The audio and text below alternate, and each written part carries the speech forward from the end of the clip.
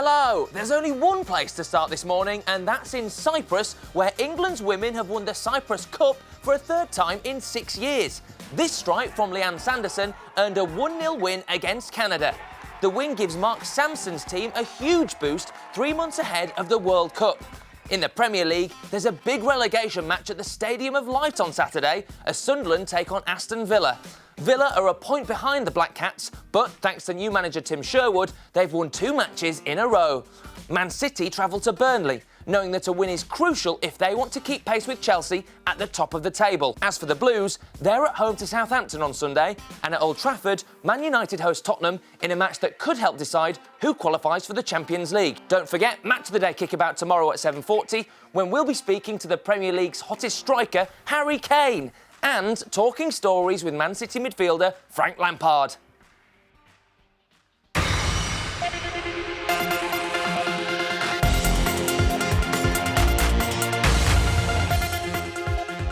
Good morning, I'm Hayley and welcome to a very red-nosed news round. I'm guessing many of you will be putting the last-minute touches to your comic relief outfits right now, and you won't be the only ones, because across the country, celebrities and schools are gearing up for a day of being funny for money, including these guys who have come into the news round studio for us today. Welcome, everyone. How are you doing? Good. You all look fantastic. Amy, what are you doing today at school for Red Nose Day? At school, we're all dressing up in red and we're taking in 20p's in Smartitude for donation. Yeah. And if everyone takes lots of money in, we'll raise over £1,000. £1,000? That's amazing. So what sort of things are you doing, Harry?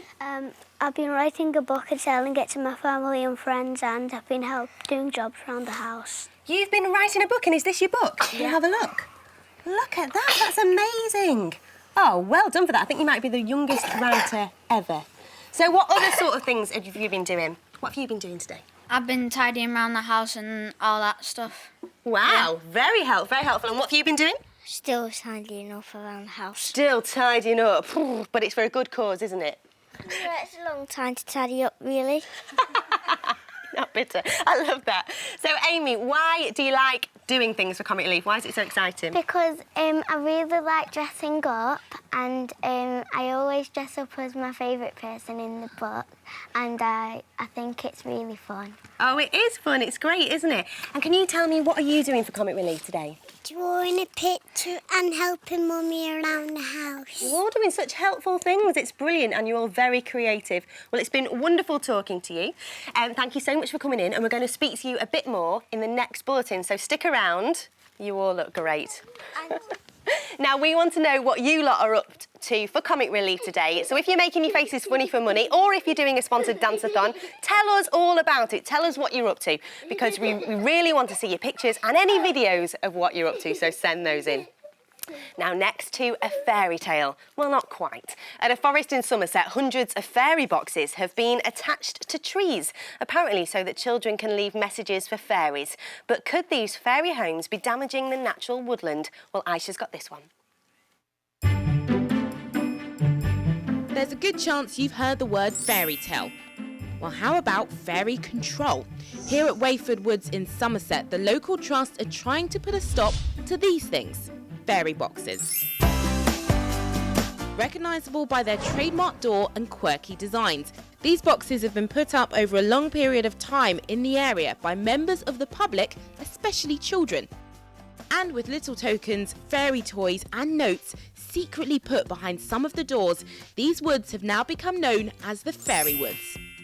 At its peak almost a year ago, more than 200 little doors had been screwed or nailed onto trees in the woods. And there have been as many as 10 doors put up on a single tree in some areas. They may seem harmless, but the people who own the woodland think they can cause damage to the trees. And we're pleased to see the children come to the woods, but what we don't want is the parents having a competition between them to do the best door. And so in some of the doors you can see just behind us here, those doors have been screwed into the trees, and we don't want that.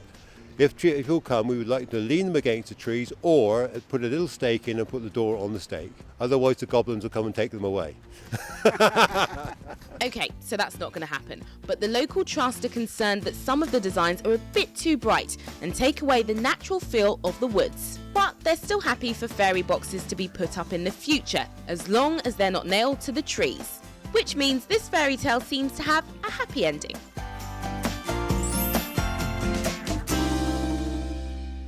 Thank you, Aisha. And finally, do you want to build another snowman? Do you guys like Frozen?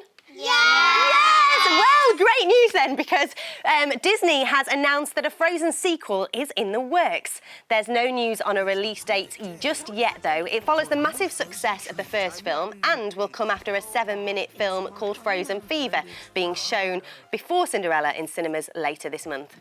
So we'll keep you all up to date on that news. Well, that is all from me, but Newsround's back in about half an hour. And don't forget, the rest of the day's top stories are on the website. And make sure you send us your Red Nose Day pictures. I can't wait to see them. Should we all say bye-bye and happy Red Nose Day, everyone? Bye! Happy Red Nose Day! See you in a bit.